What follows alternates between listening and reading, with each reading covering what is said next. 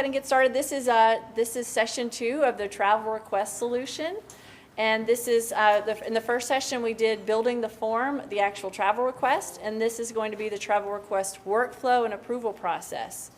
And I'm Laura Rogers, and this is Matt Hughes. So quickly, a little bit about us. This is a picture of me at the SharePoint conference a couple of years ago. They had a big 80s party, so that's what the big Rubik's Cube is all about, just in case you're wondering. So I'm a Microsoft MVP. I live in Birmingham, Alabama. I work at Rackspace Hosting. Our company, we did work for SharePoint 911, which actually got bought out by Rackspace just a couple of months ago. So that's why my blog still says SharePoint 911 on it. And here's my Twitter name up here. I am not a developer, so everything I do is just these out-of-the-box solutions with no code. And as you'll see in this session today, a lot of great workflow stuff.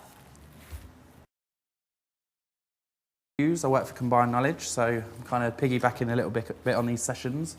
I'm a SharePoint trainer, so I kind of stand up in front of people and try and encourage them to be excited about SharePoint. Of course, in training, not everybody's excited to be there, but hopefully by the end of it, most people are. I tweet and I blog a lot, so I'm very social, so if you want to connect with us in any way, then I'm sure via Twitter or email or that kind of thing, you can get to one of us. I run sp365.co.uk, which is a kind of end-user focused blog. So there's a lot of kind of basic posts, which I think is where we're going with this whole track, really. So lots of good stuff on there. And anything that I think that I get good questions from, I'll try and put posts on there as well. Yep. And of course, I'm not a developer. I copied that from Laura because I very much believe in the no-code solution thing as well. So although I may go into development and I'm an older developer, but no-code is where I'm at the moment, I think. Okay. So we're going to go through the whole introduction to workflow concepts. We've got probably about 10 slides, something like that, but we're going to try and focus a lot on actually opening SharePoint Designer and showing you the things as we're talking about them as well. So we'll probably be switching in and out of the PowerPoint. We'll talk about the types of workflow in SharePoint, sort of what you get out of the box, and then really where everybody should be. I think where we think people will be is that you get to a certain point with the out-of-the-box workflows and you think, actually, I really need to extend on that now. And so with the travel request system that we're doing, clearly the out-of-the-box workflows are not going to do the job for us. So that's why we need to create these, what look like complicated workflows. I think when Laura shows you the sort of end product at the start, you might think to yourself, looks kind of complicated, but really, hopefully by the end of this session, you'll think, it's not so complicated. If these guys can do it, then I can definitely do it as well. All right. Yeah. So we're going to look at the concept. So shall we jump over to Designer and start going through some of these things? Sure. Good to go with that. So Triggers. So you just want to open a blank one and go over that a little bit? Yeah, so you'll have to probably jump back and forward unless I can get that on here. Oh, okay. Just want to go over the interface while you're talking about those? Yeah, sure. All right. So triggers. Triggers is going to be, and this is one of those things in SharePoint Designer. So I'm going to flip back and forth. So I'm not going to put this in presentation mode. We'll flip back and forth as we talk about each of these concepts so you can see what we're talking about in the actual product. So trigger is going to be what makes the workflow start. Does someone manually clicking a start button? Does it start when a workflow is created? I mean, when an item is created in a list? Or does it start when an item is changed in a list? Or all of the above? So where you're going to see that in your workflow designer is going to be when you click this little breadcrumb trail, when you click the name of your actual workflow, this is the start options. So those are the triggers. And so this is where you can check all these boxes or just one of them or none of them. I don't know why you need to click none of them, but those are the start options. It's one of those things that when you're building workflows for the first time, you often forget to do that part because it's quite easy to create a workflow, publish it, and then think, oh, actually, I wanted it to start when something happened, when an item was created or whatever. So by default, the manually starting of the workflow is selected. Conditions are if what happens, then do something. Now, in a workflow, you don't have to have conditions. this is where they are. So you can make the workflow just instantly start doing actions when an item in a list gets changed or something like that. You don't have to have an if something exists, then do this action. But if you want to have a condition, your little condition menu up here is where those are going to exist. And actually, with conditions, it's one of those things where we talk about being no-code developers. You do have to start to think a little bit about like developers, really, because you're kind of thinking, if something happens, do something. That's what developers do a lot of. Logic. Yeah, so it's just logic, general logic, and all programming languages have the same sort of logic. And that's why SharePoint Design is that one step beyond being an end user and not really worrying about logic. You just do something and it happens. We don't have to know the code behind it. We just have to know what, think through the process and know the logic of how the process is going to work without having to know the language. Yeah, and as Laura said before, you don't have to use the conditions. One of the quick demos we do on the training courses is just sending an email. So when we see some of the actions, actually, we'll see that you could just do that, create a workflow that sends an email. It takes about 10, 15 seconds to do, and then it's just giving you an example of your own custom workflow. Dead quick to set up. All right, and then we have actions, that's the thing that actually happens according to the condition. So you can create a condition and have actions inside of it. If this happens, then do this, otherwise do something else. But the actions are the, sending an email, starting an approval process, changing the value of a field, whatever you're actually changing or doing in the workflow. Okay, so who here has used Designer 2010? Oh, good. Okay, what about 2007? Okay, good. So you've all had the pain of 2007. If you use 2007, you probably kind of got to the point when you looked at it and there was only a few actions, and I think there was a Codeplex project where you could extend on those actions, you could add more to it. If you're going through that process from 2007 to 2010, then you'll see there's a whole host of actions, as Laura's shown you there. So although you still hit those points sometimes where you say, I wish it did that extra thing, this really does get you going very well, so it's a good starting point. All right, and then... Yeah, sorry, question? Yeah. Yeah.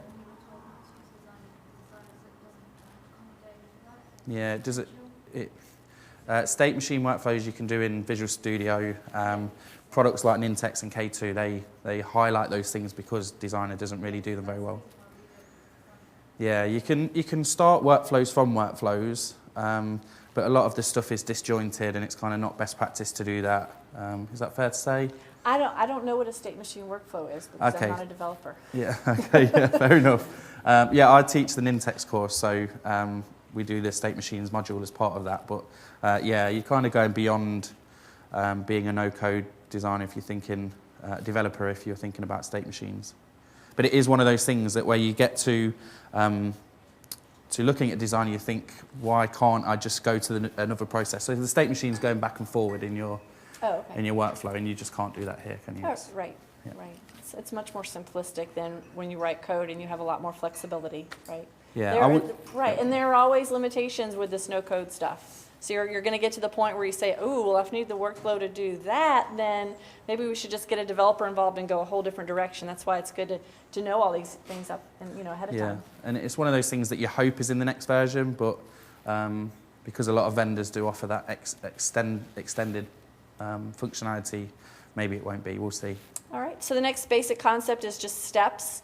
So just like kind of when we were talking about the logical sections in our form, building in an info path, you kind of have logical sections of your workflow, and the steps mostly give you a good way to label what's going on in that part of the workflow. And especially if you have a big, long, complex one, it helps you kind of break it up and be able to find what you need to find when you're working on it later.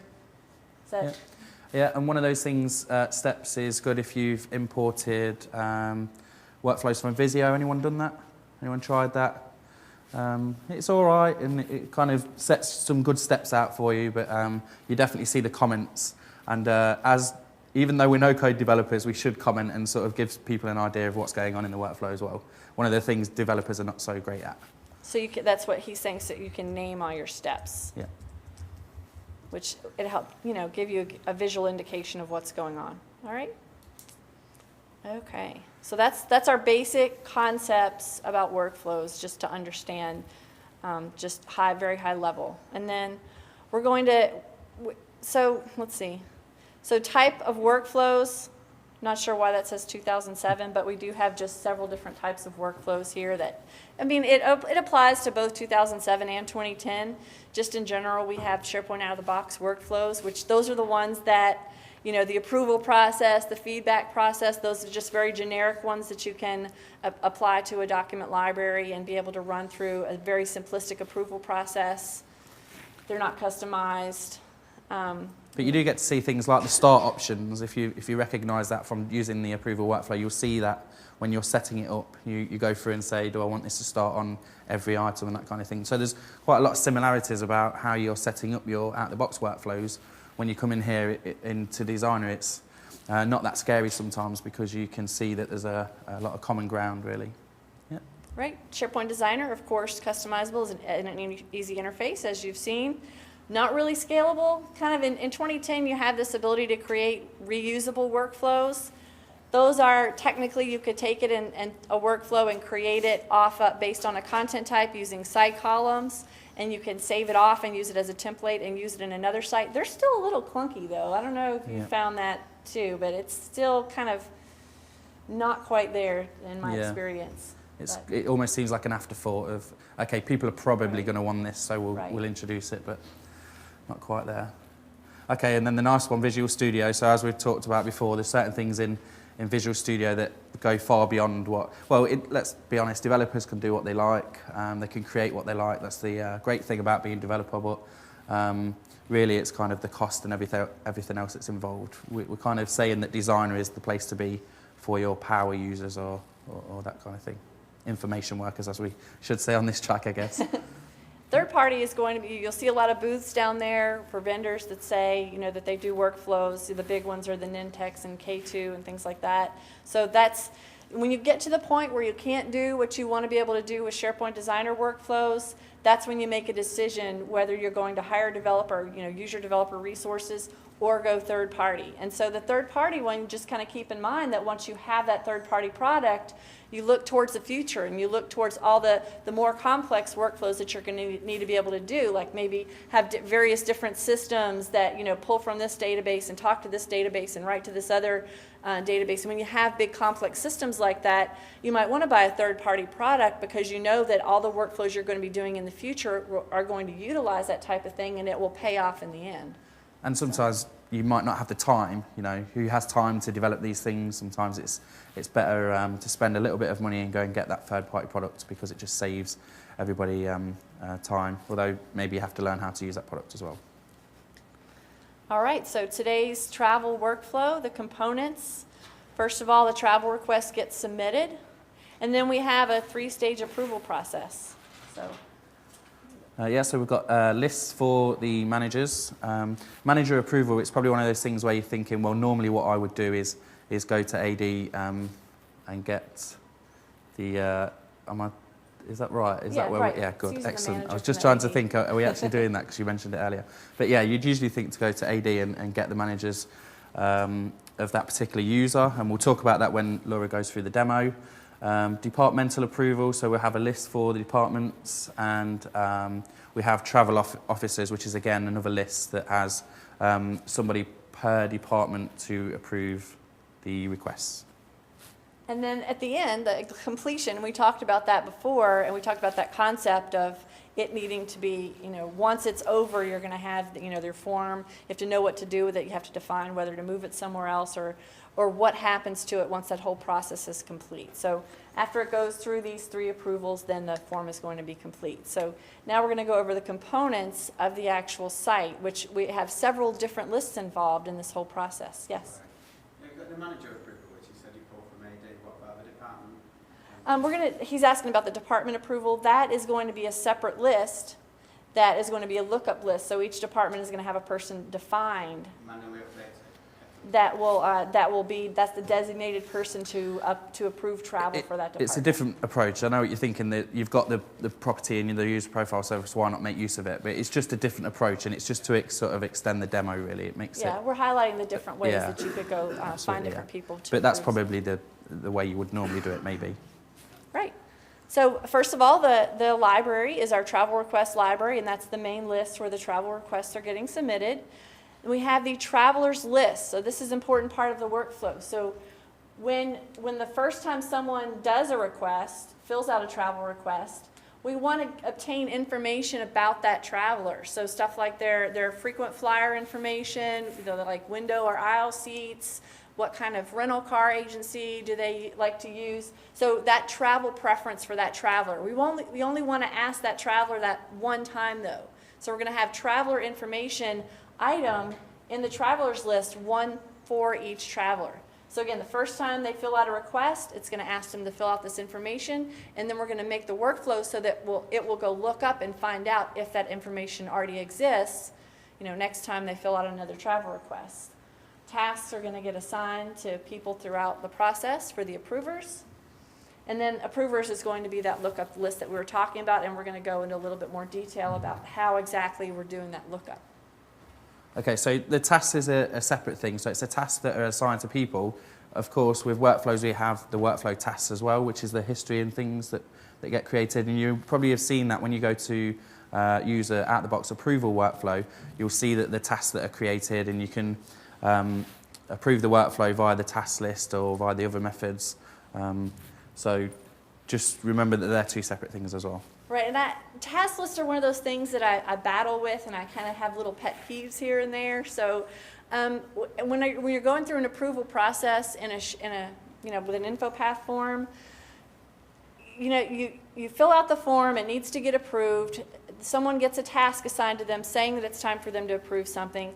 Then they have this task floating out here in the task list that's associated with that item that needs to get approved. So my pet peeve with sort of how some of this works out of the box is that then they have to go open the task and hit a completed button, and then they're separately going to look at the form to go view the form to see if they approve it. So you're making the end user go to two different places. So there's several different approaches to take when it comes to trying to ease that user experience.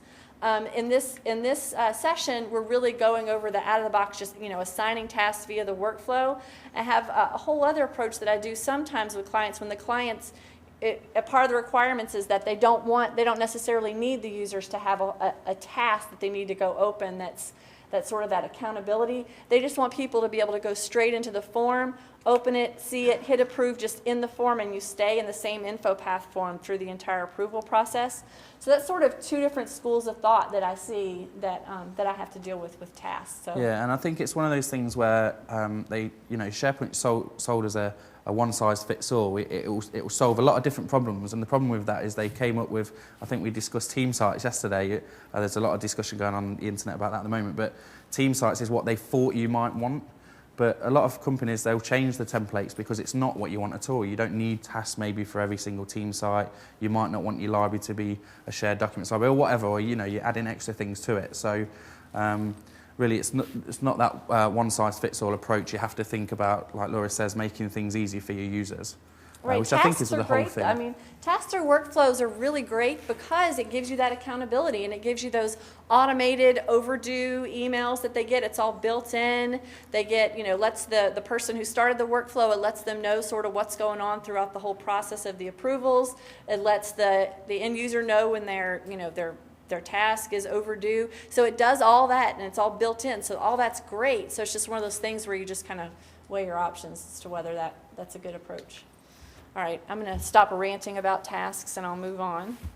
All right, so did I just skip a slide? No, okay.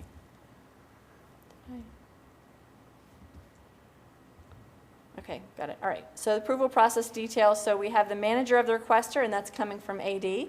So that's one thing to keep in mind is that you've got to have an accurate Active Directory, right? Yep. If it's not accurate, if you don't have the right fields, if the managers are all old managers and no one's keeping this up, then this is not going to. So you've got to have confidence in your IT department to manage AD correctly. which I'm sure you all have as well. Although I do ask that question quite a lot, and sort of the numbers are going down now with how many IT departments don't maintain that. So before things like SharePoint, and I know this from being a system administrator as well, Active Directory was kind of, you used it to add stuff in there, but even some of the fields we just used for random things. We might have used phone number for something that wasn't a phone number. But now SharePoint is surfacing a lot of this information. It's kind of, I think you were talking before about showing business processes that don't really work very well. It highlights that fact, and it's the same thing with Active Directory. It's kind of highlighting the fact that we need to keep all this information in check, really. So again, so that's pretty easy. Step one of the approval process is the manager, whoever the logged in person is. And then this step two is going to look up to our approvers list. So the approvers list has two fields. It's the department and the approver name for that department. And that's just the person that you're designating to approve travel requests. And so we have, it's actually going to go find the department. So like human resources, so it's going to go find human resources, it's going to go find marketing, whatever the department is of the current person who's filling out the travel request, and it's going to look up and figure out who the approver is for that department. So it's going to match it up. And then it will know to take that person's name and give, that next task to that person. And then the third one is actually just a SharePoint group, the Chief Travel Officer. So that's someone that you've designated, that's the Chief Travel Officer of the company. You can put the Chief Travel Officer and his administrative assistant in there maybe, so that she's sort of a backup for him, because whoever's in that SharePoint group is going to get the email to do that next approval. And that way, if that person leaves the company, you haven't hard-coded his name anywhere into the form, and so with attrition, you can just go change who's in the SharePoint group. We like to minimize the amount of times that we go in here and have to change the workflow and change the form, so we try not to hard-code individual people's names into the actual workflow. One of the things I thought about when I attended this conference, the first conference that we did, was I kind of thought a lot of the demos were based on large organisations. Is anybody kind of coming from small business or do consultancy, that kind of thing? Yeah, there's a few people here. Sometimes the demos are focused on the enterprise and how you would do it. Maybe it doesn't apply so much to the smaller businesses. It might be over the top, but I think the thing is with a lot of these things is you're kind of planning for the future if you get the process right from the start. And again, that's what kind of you were discussing in the first session as well. Right. Okay, so y'all ready? Okay, so this is gonna be pretty much the whole rest of the session is the demo. So where we left off before is we were going to, we were publishing the form and we were going to show you how to use a people picker, because the company here, Contoso, they have decided that whoever is filling out the travel request, they want someone to be able to fill out a travel request for someone else. So that means that you're not going to use the created by field as necessarily that's who the traveler is. So we're actually going to have a people picker that lets them pick who the traveler needs to be on that trip. And we're going to base the workflow off of who they pick as a traveler. Do you have a question there? No? Scratching your head? Okay. So in our people picker, that's the information you're going to base the workflow off of, is who that is. Now, an additional thing that we've done, and I'll show you how I did, is we're defaulting it to the currently logged in user. So what I'm going to do first is I'll go ahead and go through and again, the site is still very ugly because we haven't gotten to the UI part. So I'm going to go through an actual travel request and through the workflow, and then demo how we created the workflow. So let's see, I'll change my request date here to yesterday, and it's defaulted to my own name. So I'll say I'm in the IT department, make up some information here, let's see.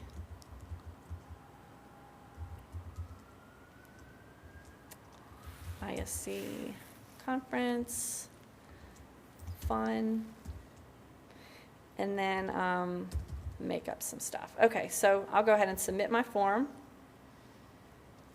And so this 422, Laura Rogers 422, is the form I've created, because as my submit connection, that's the thing we left off with, is I concatenated the traveler name together with the request date field. So that's what creates my actual file name for this XML file.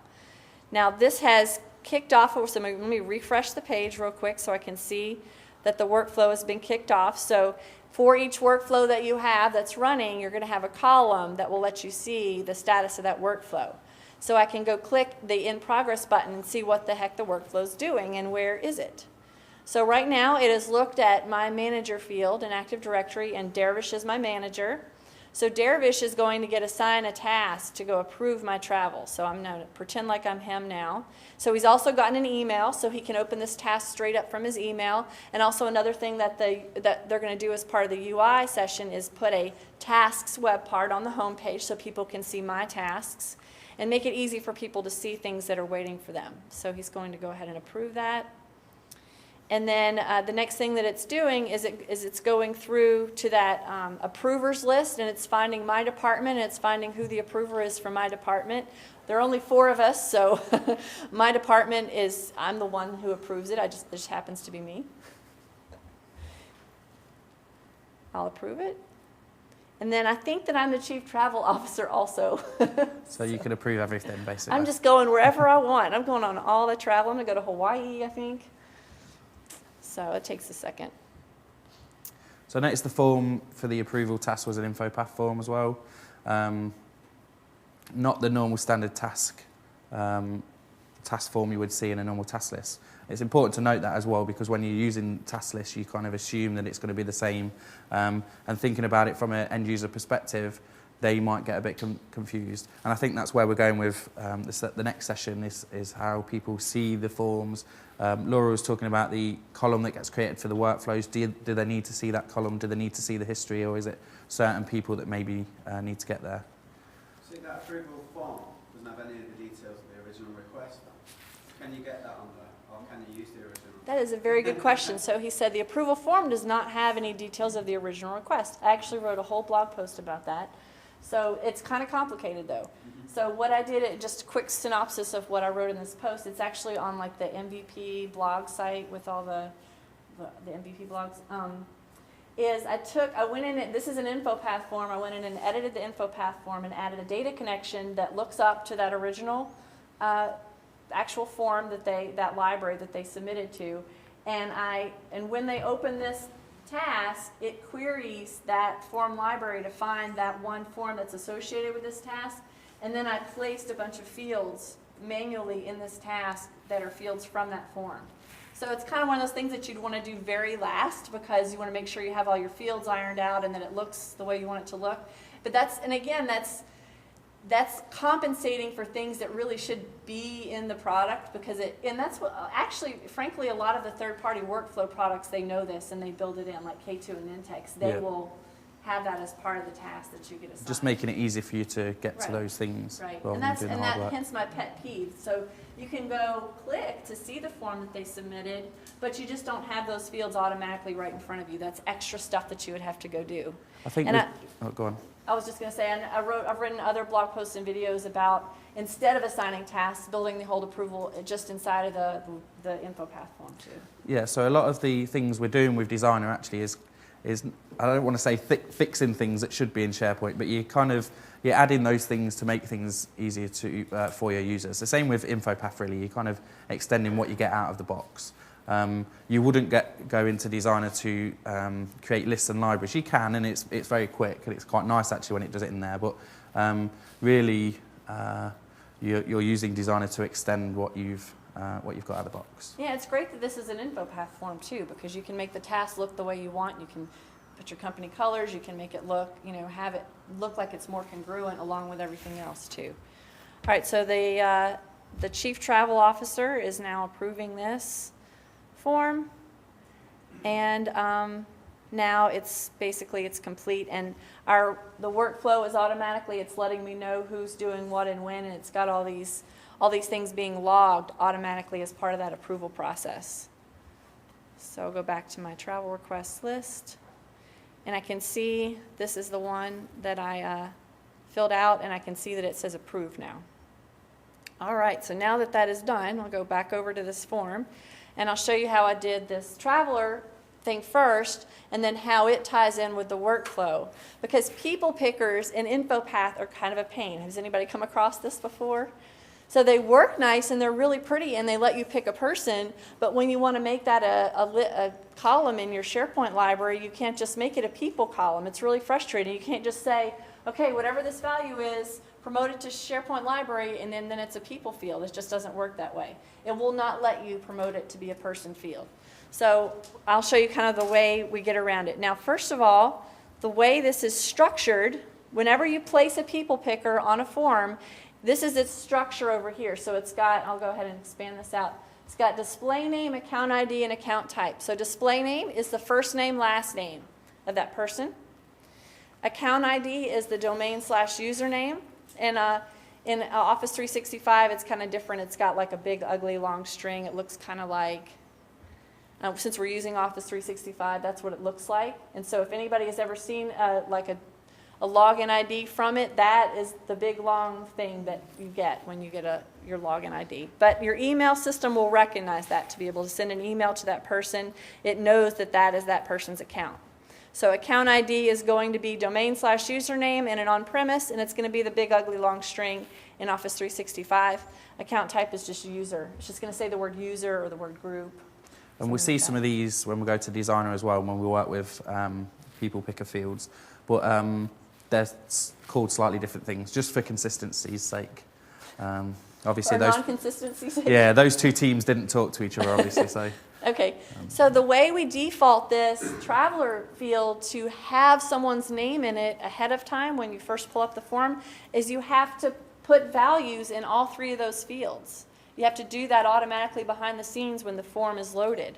So I've got several different things going on to do that. I've created a data connection to the user information list. So every SharePoint site is going to have this user information list.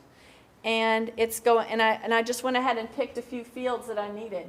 All I really need just to get this people picker to work is the name, which is the first name, last name, and the account, which is the domain/username. And I need those fields, but I need to be able to query to find the associated person by using this field called username. And typically in on-premise, that's just, instead of domain/login, it's just the login. So that typically matches up with a function that you have in InfoPath that's called username. So when I can say who is the currently logged in user, I can see username, and I can use that to go query this list and find it, and find that person. So I need to get the first name, last name, and the domain login. Yes? Yes, you're right. So to get the department, you're asking about getting the department? So if I want to get that too, I can just go put a checkbox next to that also. There we go, department. And now it's going to, and any other information you want about that logged in user, their phone number or anything else that you want to populate in any of your fields. Now there are a couple of different ways to do this, getting information about the logged in. Have you ever used the user profile service way of doing that? Not for this, but just on one of the points you was making, yeah, the department thing. So you were saying in the first session you could make some of those fields read-only as well, so you can pre-populate a lot of it in that way. Just by Right, so pulling these you things might out. want to pre-populate those fields and then not let them edit it, Yeah. potentially, yeah. So one important thing that I'm doing though, since I want to take this user information list and it could have thousands of items in it, I only want to query that one related to whoever that user is. So I am not going to automatically retrieve data when the form is open. And this, in general, is a best practice with InfoPath, is to not retrieve the data automatically and to only do a query against that data when you need it. So now, how did I fill that information in automatically when the person first filled out the form? If the traveler field is blank, I'm going to set a field's value. I'm going to set the username query field. So I need to query the user information list. So I have, and I'll show you what the query fields look like. So here's my user information list data source. And all the fields that I have a query field and then a data field. So whatever value I set here and then perform the query, that is the record or records that I'm going to return. So I say query field department equals IT, run the query. I'm going to get a list of all the people in the IT department. So in this case, I'm going to say query field username equals the currently logged in like username function, perform the query, and then what I get returned is a single item. And actually, this is kind of where the consistency does help, because when we go into design, our same sort of thing. So we're learning transferable skills here because we use this set of field and query things and all that kind of stuff. Right, as we'll and see your when we demo. workflow gives Yeah, you yeah. some of that stuff too. Absolutely. Bit Okay. easier to do it in Designer sometimes. So for my form load, I'm saying set a field's value. I'm setting the username to that username function. And then I'm running the query a data connection, user information list. Then I'm setting the value of 3 fields. So I'm setting the display name to be, now this is confusing because it says name here, but you know how all SharePoint lists have that field called title? And then you can rename it. So behind the scenes, like when this field was first created, it was called title. So it's confusing because it says set a value, field's value, display name equals title, but it's really that name field. It's kind of dumb. Yeah, and sometimes you can get confused a little bit with how the names are set up, and it's good to just have a play around and do that trial and error thing to figure out exactly what it should be. Yeah, see, I selected name here, and then it just says title. So that's where that came from.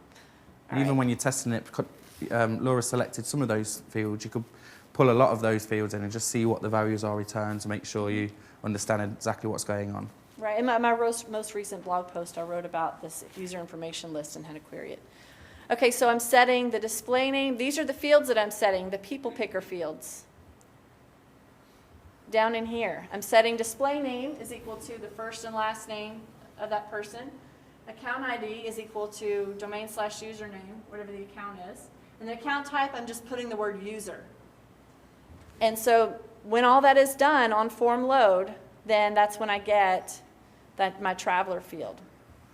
Now, when I want to promote this up to SharePoint, and when I've promoted my columns, I'm only picking this account ID field.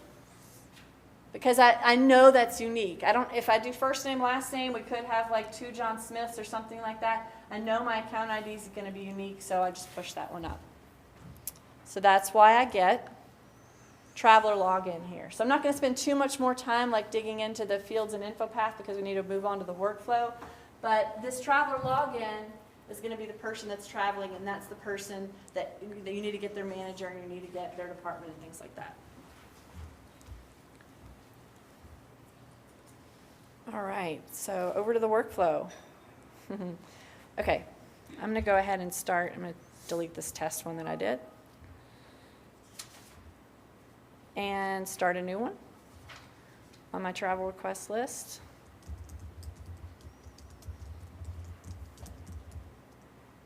And what I'm going to do is I'm going to take this old, the workflow that I already ran, and I'm going to go in here into the settings and uncheck so it won't run. So because I'm creating a new workflow, and I don't want them to both be fighting against each other, right? So I'll just do that, and I'll publish the old one before I forget. So one of the other things as well is Jennifer was mentioned about things you can do in different ways in SharePoint. We've gone through Designer to get to the site. Laura did list workflow and then picked the list that she was using. You could go into the list and then go create a workflow from the workflow options in the library. Right, so you can go to lists and libraries over here, find your list, and create a workflow from there. Yes?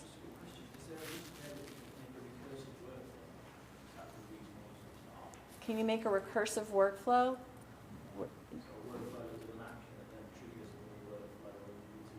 Yeah, so that's kind of what when we was talking about state machines, it's kind of the way you get around it, because a state machine effectively does that. It goes from one state to the other and then back and forward if you want to. Well, SharePoint Designer doesn't do that, so in that case, yes, you could then start another workflow. I don't know if it's an out-of-the-box thing, is it, for well, that? When I need to do something like that, what I'll do is I'll have to create the other workflow and then just say the first workflow will set a value in a certain field, and then the other workflow will say, well, if this field equals this, then do something. So technically, they're all running every time the item's changed, but you'd have to just kind of... Yeah, so it depends on the triggers, and also the main problem is the fact that there's not a real correlation between the two workflows doing something.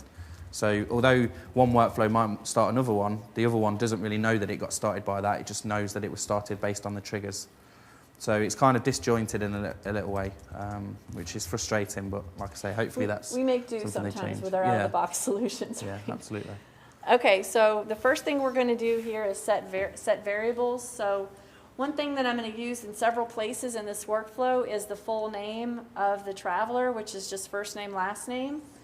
And I can get that from our good old user information list. So instead of going and looking up to the user information list every single time in several places of the workflow, I can set a variable at the very beginning, and that way I just do that once, and then I can just place that variable in the emails and in different places. So variables are a good way to Yeah, it's reuse another one of those terms that we get from developers, and they kind of bring it in here, and that's why we're no-code developers, because we're still getting some of those, having to get used to some of those things. And you don't have to set variables, but Laura's protecting herself later on for when she needs to keep using those values. Right, and sometimes definitely a good if idea. it's a URL that I need to use in several places, I might do that, just put it as a variable, or just anything that's going to save me efficiency in the workflow. Yep.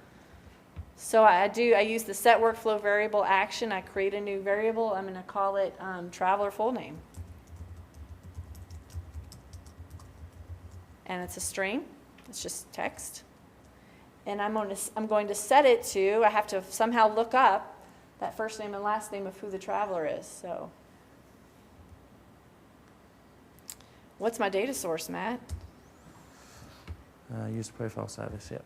So in the user profiles, this is going to be the name field. There it is. And this is that same list. It's just that same information about that logged in person. It's going to go get that person's first name, last name, and I'm going to put it in my variable. Now, when I pick user profile name, I have to say, well, whose name? Whose first name, last name am I getting? And that's where I have to pick the value. So my current item, my traveler login, that's that field that's going to have that big ugly string in it, that's going to have that domain/username and on-premise and the big ugly string in Office 365. I think this whole screen we've got here, this is the most difficult thing to get used to in Designer, is how all this all works together. But once you've got to that, and you can see where you're getting things from, how to use the functions, that's when you can really start powering ahead with creating workflows. It's definitely the biggest thing, I think, when I first started learning Designer workflows.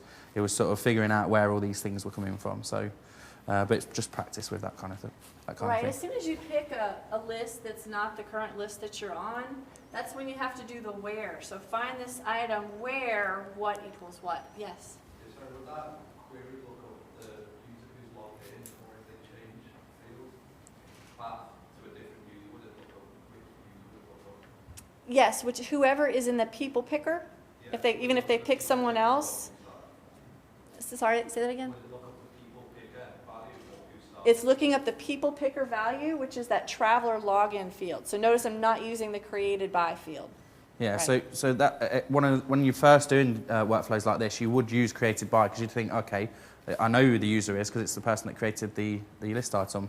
But you get to a point where you go, uh-oh, the other guy needed to start it for me, or you might have a PA or something that creates holiday requests for the manager and that kind of thing. So, yeah, created by is not a good place to start. Threw a little monkey wrench in there, didn't we? Okay. Yeah. So I set the variable traveler full name. And then do you like to use logging in your workflows? I like to use logging like all over the place in here. Login. So You should do that. Right, right. If you don't put logging in your workflow, you're not going to get anything on your workflow, like your workflow history, your screen, that little status screen about your workflow. Yeah. It could be blank if you don't do any of this. You can get a bit over the top and OCD about it by logging everything, but definitely the most important things that you're doing, the most important steps to the workflow, you should log to the history list, just so you can see that in the user interface as well. So for my logging, I'm saying traveler is, and then I'm placing that variable that I just obtained. So that way, when I look at the history list, I can see that it got that person's first name. It helps a lot for troubleshooting. I'd be lost in troubleshooting if it wasn't for that ability. So check new traveler. So that's where we're going to go look up to that we have that travelers list. So, and it's going to have a field. And so let's go look at that list real quick. It's going to have a field called full name, which is a first name, last name. It's also going to have a field called traveler, which is going to be a people picker. So the whole reason I did this first name, last name in the full name field is just because, you know, you always have that title field, the one that gives you the drop down box, etc. And I just wanted that one to look nice and to have their first name, last name in it, since you can't make your people picker be the title field. So I can just go ahead and add that other field just to show you what it looks like. So traveler is going to be the actual people picker field that we're going to want to match up with the traveler login field that from that first item that they filled out. So there's where that is. All right. So let me go back to here. So we have to see if that traveler exists in that list yet. So let me got my little cheat sheet over here. All right. So if, that's an if statement, right? And so I can click up here and add a condition that way, or I can just start typing the word if and use that just little quick menu here. It's a really nice tip to just start typing what you're looking for, because you can go to the conditions and be looking for all those things, all the actions, and looking all the time, and you can't find it ever when you're trying to find it. So, especially when you're starting out with designer workflows. So if traveler login equals what? So I have to go look up to that other list. I have to go up to the traveler list. If traveler login equals the traveler field in the travelers list as the login name. So you have to be careful that your syntax is going to be the same. So we're getting the login name of the traveler when they're filling out the form, and we have to make sure that it matches with the syntax of the field that we're trying to look up to so that we'll find the right traveler. So if traveler equals login name, where, so explain the where here, Matt. This is the most confusing, isn't it? Where traveler. Did you say to explain that, sorry? Yeah. All right. Well, it's just the kind of, if anyone's used Access or anything like that, or even Excel, you're kind of used to doing that, those condition statements. And it's the same sort of thing. We're just trying to be very specific about what we're getting from the other list. The but you could do it the same. Yeah, you're just finding that one item that it matches. Yeah, and you can get into a bit of a merry-go-round if you get it wrong as well with this particular screen. And that's why I said this is the thing you need to learn to use the most and get used to, because you can be going to another list, to another list, to another list. It gets confusing. Yeah, right. So this is the traveler from the travelers list, and it's going to match up to the traveler login from the list the workflow is running on. Okay, so it's going to give me an error here because unless I'm using a specific, like an exact ID of a certain item in the list, it's going to say, hey, there could be more than one traveler in there maybe, so just FYI, there might be more than one thing that matches this item. So I know that, I'm only creating one item in the travelers list for each person, so I'm confident that it's going to know, like, if it's just looking to see if it finds anybody at all that matches that person, just to see if they exist yet. So it's okay. And it's saying that we don't want to have more than one item returned because is it the top one it uses, or just the first one it comes across? the first one, like the first ID it comes to. Yeah, so that's bad news. Really, what we'd want to do is have that whole list and then be able to make use of that, but we just don't have that functionality here. So I'm going to log the traveler already exists. And then what I'm doing is I like to keep this relational database concept. I like to keep things sort of matching with each other. So what I've done is I've created a traveler field in my library it looks like a people picker just if you glance at it, but this is a lookup field to match to the correct traveler in the travelers list, because I like to keep that relationship. I like this list to know which item in the other list that it matches with. I might need that in the future for reporting or for any other way that I need to go find fields associated from one list to the other.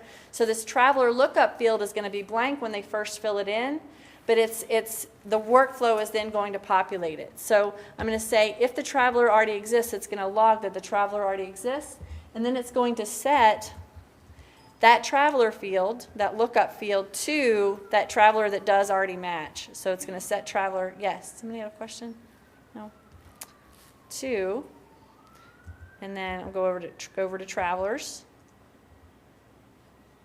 and I'll just say ID field. Where, again, this is my where, so where the traveler in that other list is equal to what in this list? Anyone? If y'all aren't following along, I'm going to quiz you. Okay, so traveler login. Traveler login is going to match to the traveler people picker in the other field. So that's how I'm going to find that one person and set the traveler to be that one ID. Am I losing y'all? Y'all understand?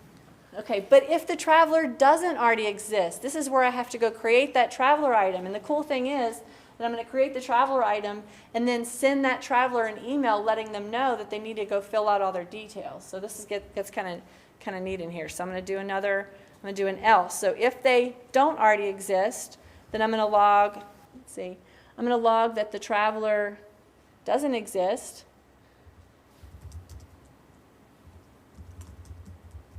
So sending emails, I think, is the best thing about SharePoint Designer Workflows. There's lots of other things, but the best quick win, because you're telling your users that you're doing something as it's happening. And it might be that you're waiting for something to happen after you've sent them a notification, or it might just be to say thanks very much for filling in the form. But definitely the users will like that. They might think you're spamming them if you keep doing it a lot, but just yes, having, that's true. Yeah, sometimes you can get a bit. Those out-of-the-box workflow tasks tend to spam people, don't they? Yeah, but it is definitely just for the if they're filling in a form, just to know that they filled it in correctly, because they get an email pretty much instantaneously, depending on your environment. So I'm going to create this item in the travelers list, but I'm not going to fill out much because I mostly want them to fill it out. So I'm really just going to say full name, and this is where I'm going to use that full name variable that I obtained. Full name is equal to the traveler full name.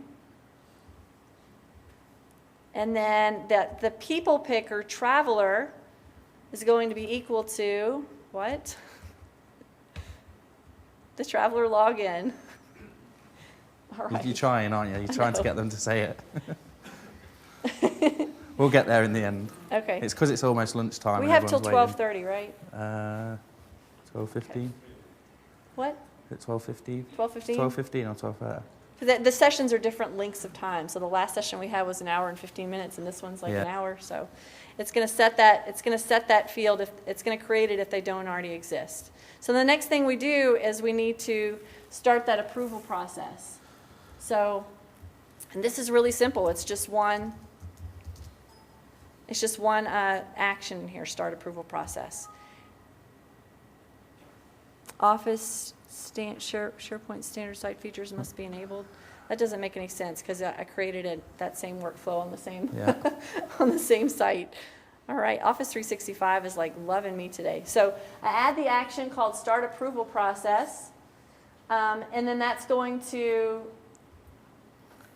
create me this. It gives a nice little user interface when you're doing these approval processes. So it's going to let me pick who the participants are in my approval process, and just, I've picked one at a time, serial, which is the default. That means it's going to go for one person, it's going to wait till they approve it, and it's going to go to the next person. So this is where, again, I use that user profile lookup. So I go find that, from the user profiles data source, I go find the manager, and this is there's kind of some gotchas in here, right, Matt? With that, the value might be there, might not. So I think Laura mentioned it earlier, if there's no manager in your AD, it's not going to work because it will just bomb out, and it's not very graceful as well, is it? So the workflow just errors out if there's no value in here. So just kind of a gotcha there to keep in mind. So it's going to go find the manager of that current traveler. It's going to send them the first approval. Then this is the cool part. Remember we talked about looking up to the correct approver? It's going to go find the approver where the department of the approver is equal to the department of that item that they filled in. So that's how it goes and finds that matching person. And then Chief Traveler Officer is just a SharePoint group that it looks up to. So then you get your whole approval process to where it sees if the person matches, it goes and creates the person in the travelers list if they don't. And if they don't already exist, it creates the item for them. And okay, so let me go over this one little part. We've got a couple more minutes. I don't want to skip over it. It sets the traveler value to the ID. So whenever I create an item, when I use like create list item action in here, it's going to give me back as a variable the ID of the item it just created, which is really important in sending this email, because I'm sending them to a hyperlink of the item I just created. I'm sending them directly to the edit form of their new traveler, so they can go fill in their favorite, their miles and their favorite, seating preferences and things like that, and sending them directly to that item. So let's show you what that hyperlink looks like. So I went into my list and I went to my travelers list, and I needed the URL of what the exact, what the edit form is to go straight into the edit. And therefore I have the site URL /list/traveler/editform.aspx ID equals, and that's what I got when I created the list item. It gave me the ID of the item I just created. So that is the ID equals is the exact ID to the traveler that person needs to fill out. Does that make sense? Okay, so this is giving them, it's going to be very easy for them to open this email and click here, fill out the information and submit. You're not going to send them to the site. You're not going to make them go look for it. You're not going to make them go know which list to go to. You're sending them straight to it in the email. It's a common thing that's missed out on creating notifications is telling the user you've done something, they've submitted something, but then not giving them a way to get to there. And it's about making that user experience an easy one, if you like. So that's what that's doing. Right, and when they get to the UI part on the next session, one of the web parts is going to be showing the currently logged in user their own travel information that they filled out. So, all right, well, that wraps it up. The whole rest of the session was just the demo. So thanks for coming.